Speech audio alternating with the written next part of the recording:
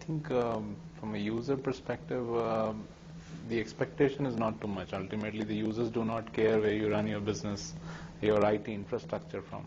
They care about availability, agility. I think those are the prime concerns from a business perspective. They're really not concerned in terms of whether we run those data centers in-house or we run it over a cloud infrastructure.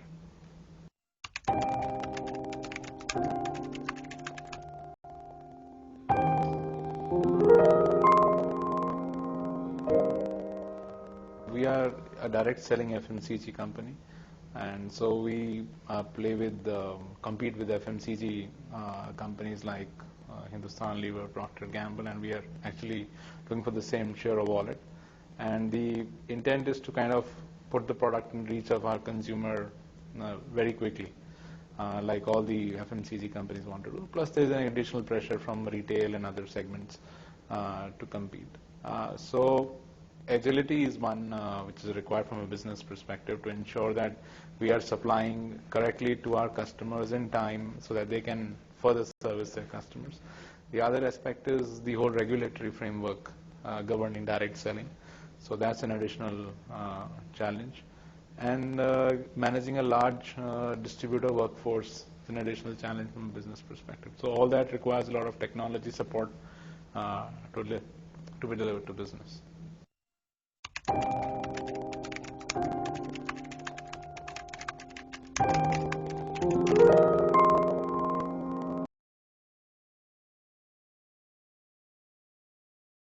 Workforce, over 1 million people, and how they kind of get tracked, how they get signed up, to ultimately how we service them. So all that, as I said before, requires technology support. So managing that large workforce on our systems and our databases is a challenge, and availability, and since we run point of sale operations, availability and agility becomes equally important for us. And now, coupled with this, with the whole dynamics of most of our distributors are part-time in this business, so they do not do it full-time, they do it as a part-time vocation. So we're able to kind of service them even when our physical infrastructure is not operating. So that brings reliance on the web, the mobile, and increasingly we expect our customers are getting younger. So we are in nutrition, wellness, cosmetics, and there's increasing play of younger people coming into business. So social media is another important aspect. So these 2 or 3 key strategies, the web, the mobile, social, and analytics, are our key IT headaches and priorities for the future.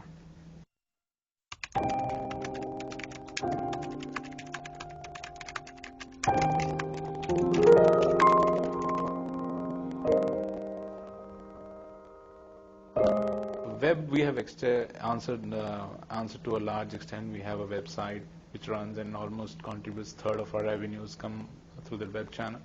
Now, in the increasing order of priority, since, as I said, most of our distributor workforce is part-time, and they need agility and the opportunity to interact with the company whenever and wherever they are. So mobile becomes the next priority, and increasingly we'll see a lot of additional new internet users coming through the mobile channel rather than coming through a standard PC or a laptop channel. So we see a lot of growth there in terms of internet usage, using our services, leveraging our services, interacting with the company. So to be able to do that for about a 1.5 million distributor workforce is a key challenge and priority number 1. And then after that is analytics in terms of what people are buying, why they are buying, what are those age groups that are buying, and to be able to then position our products accurately to the customer segments, and then followed that by social media. So we have already started working on all these 3 places.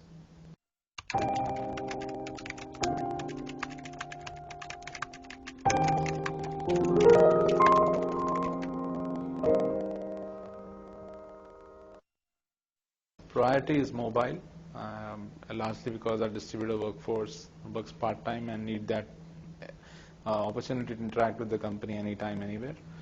Then comes analytics, and then obviously social, and cloud is considered more a technology piece rather than the actual business delivery. So that will come last in that order of priority.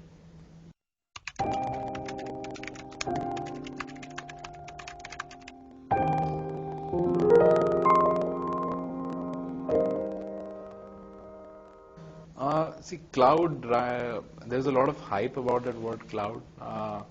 Nobody really knows the full value or the true promise of that platform or service.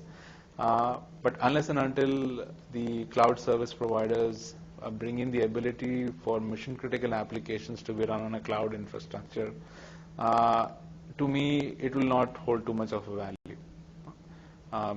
It's fine to run your office productivity suites and your email on the cloud because that's the least of your critical infrastructure. But look at mission critical application like your ERP or your e-commerce environments. There are very large companies may not kind of consider that option. And plus, look at service level agreements that the cloud service providers offer these days. So for any outage, you get mere service credits.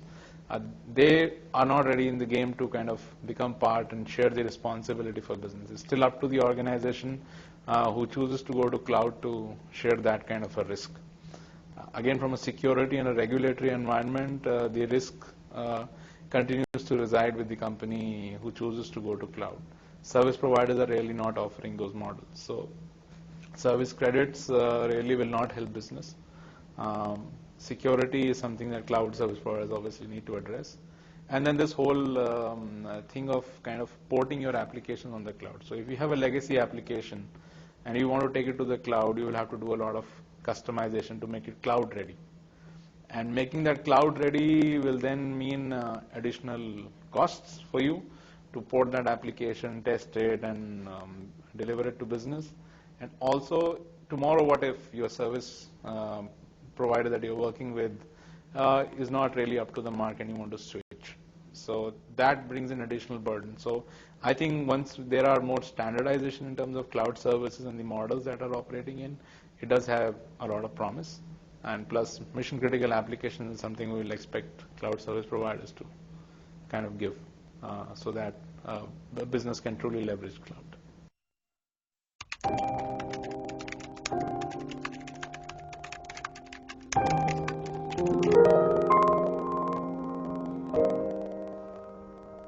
Yeah, let's kind of divide the industry into, there are small players and there are medium players and large players. So small and medium players who need agility but may not have that kind of muscle to do an upfront capex investment, obviously cloud makes a lot of sense. And they should adopt that models to kind of be competitive and be creative. But whereas for larger companies, obviously you have to look at in terms of what is the true value of going public or on a private cloud. Because at times, if you look at licenses, software licenses, for a large enterprise, doing that on demand on a cloud-like environment will probably incur a lot of cost as compared to owning those licenses directly. So those are the models that I think the organization need to toss up with. I think, but for small and medium players, definitely makes a lot of sense, which do not have the capacity to do capex investments. But for large organizations, they need to kind of link it with their whole business strategy, availability, and see then which models will serve them the most.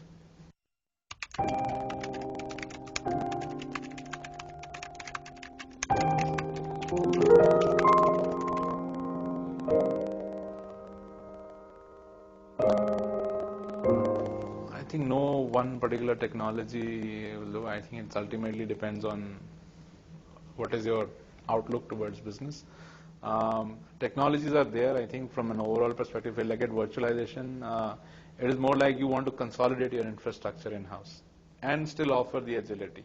So the underlying pretexts are the same in terms of lowering your cost and offering agility, which cloud also offers. So once you virtualize, you have consolidated your data centers, you consolidated your infrastructure, and you can provision new infrastructure very easily, new servers. So that gives you additional agility and lowers your cost. You don't run multiple data centers when you virtualize.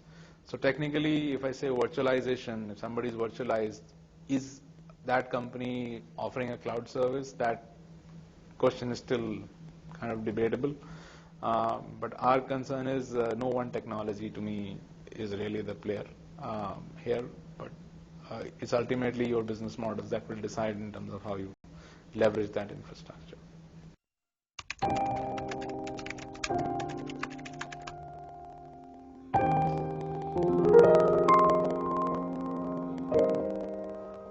If mission critical applications come in, as I said before, if service providers become a little more upfront and assume the risk also along with their partners, the companies who are offering to go to cloud, I think that it definitely holds promise, because then the companies kind of take away that additional capex burden off their shoulder and put it in a recurring model kind of environment like cloud, and do not have a large workforce to kind of manage that infrastructure and platform side of things.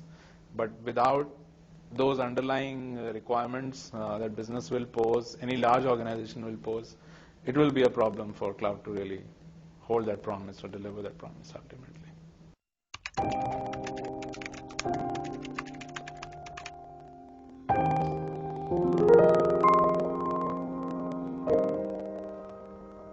Not right now. Our priorities, as I said before, are mobile, analytics, and social media.